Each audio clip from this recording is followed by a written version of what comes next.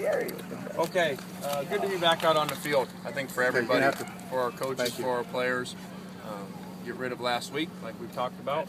We're moving forward, but it's always good to get the pads on and get back out here and get to football. So I thought there were some good things today. Guys came out, started with 6 a.m. meetings this morning, ready to work, just trying to get back on track. What challenges does Cal bring to you on defense? Seems like they run a similar system. They have a lot of talent. They do. I think they're a very talented team in general in all three phases. A lot of high-profile recruits over the last 3-4 years. Some guys on defense that give you some issues in the front. You know, if you count 40 as being a down guy, their front five, there's pretty dominant players in there. They give people a lot of issues last year, including us at times in the game last year. So another complicated defense.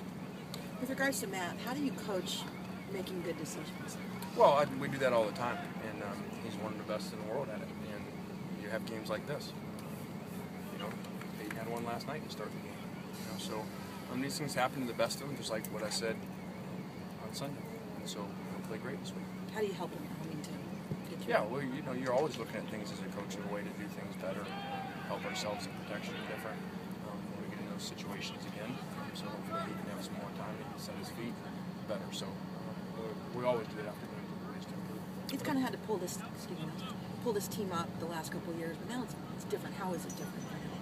Well, I think in a way it's the same too. You know, you look out on the field. You know, when he's out there on offense with Collard not out there, you don't have a lot of senior guys on offense. You know, he's out there. You know, with really Curtis, who's banged up in and out, Lily being the senior that was out there in the huddle with him. So he still has to lead us, and he still has to try to rally him regardless of who's out there. Coach says he or the team wasn't focused. Is that a game day thing, or is it more of a preparation thing in the week leading up to game day? Yeah, you know, Randall came in before I even saw that to say what he meant in that he was just really down on himself. You guys can ask him about it. He was down on himself, and you know, his frustrations came out. Not that it wasn't during the week that we weren't prepared. But at the same time, we always look at everything, try to find ways to do things better from coaches and players' standpoint. How did you size up day one of the Walker for competition, and what are you looking for at that spot from those guys? Well, too hard to make a judgment without going back through the film, but we're looking for finish, you know, great effort. You know, guys are going to get beat, guys are going to drop balls, just like we told our team Sunday. You're going to make mistakes, but we won't tolerate lack of great effort, not when you put on these jerseys that all these great players have won before, and so I think Andre's going to respond well to this. Coach, and have you gotten that bitter taste of that defeat out of your mouth right now? No, I don't think that's possible until you play again. I joked yesterday, I kind of wish I was a baseball coach. You know, so you just kind of lose and you're 2-1, you got 159 left, and you go play the next day.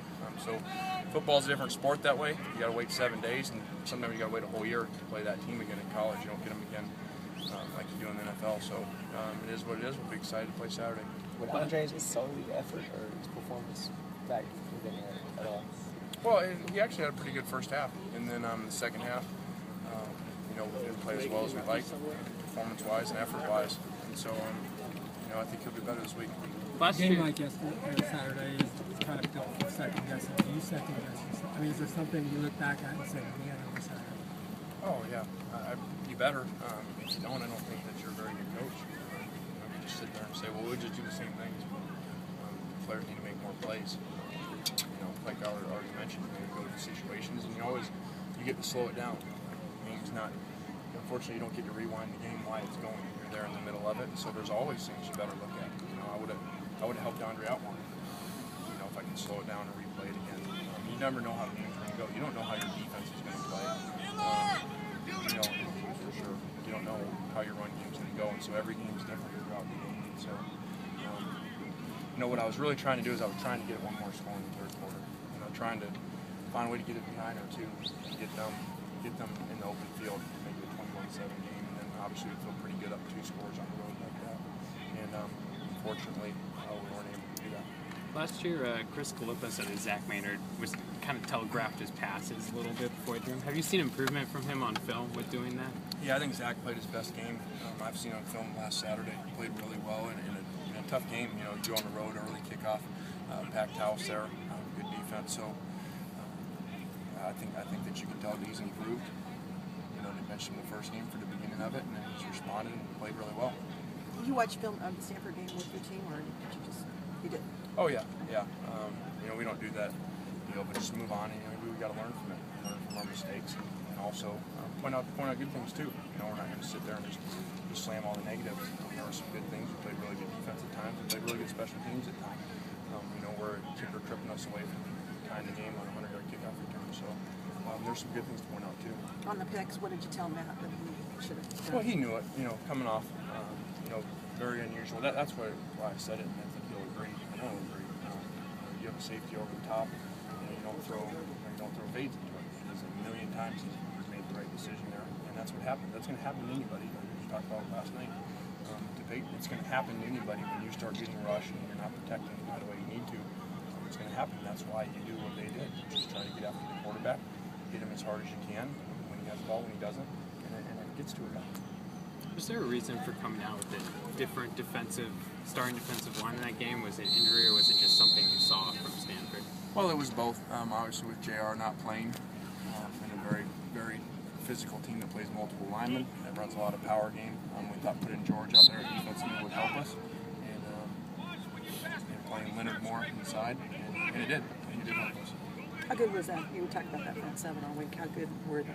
Yeah, they were really good. And I thought in the first half they were good. I thought in the second half they were great. They really, like a veteran, great defense does. They were able to turn it up in the second half. In the first half's kind of, there's some 4 or 5 yard runs in there, and moving the ball. And it's 14 points, not as well as we like, but enough to win. And they did a great job, especially in the fourth quarter, really taking over, especially those seniors on the front seven. Silas Red talked in training camp and then also after the game the other night about when he gets a stinger, his arm goes numb and he drops the ball. How concerned are you about that? Very concerned. It's happened twice now. And obviously taking care of the ball is very important to us, so we're looking at everything that we can. All right. Did you expect them did they try to exploit Cyrus, you think, or take advantage of that? Sure they did. They kept their nose on a lot of the game. They ran a lot of cross-tech blitzes where Scobie would time it up and hit it on time. And like I said right after the game, I don't care who it is, that's a hard job for your first time really playing college football. You got to go on the road against those guys, and we're not running most, so we're having to throw the ball a lot. And they did a really good job no matter who it was. You're going to miss. In that game, people would argue that that's the most important person that you can miss in that game. Just call it because of that scheme. Did you try to mix up the snap counts and cadences in that game at any point? Yeah, we did. Actually, one of the critical sacks when we're coming out there about the 20-yard line is on 2, and Cyrus snaps it on 1.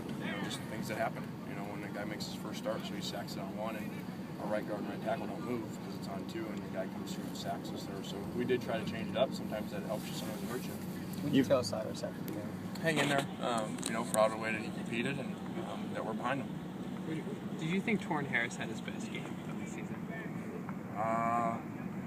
Well, it's really basically only played a game and a half so far, so hard to compare. But Torrin can play better. He'd tell you the same thing.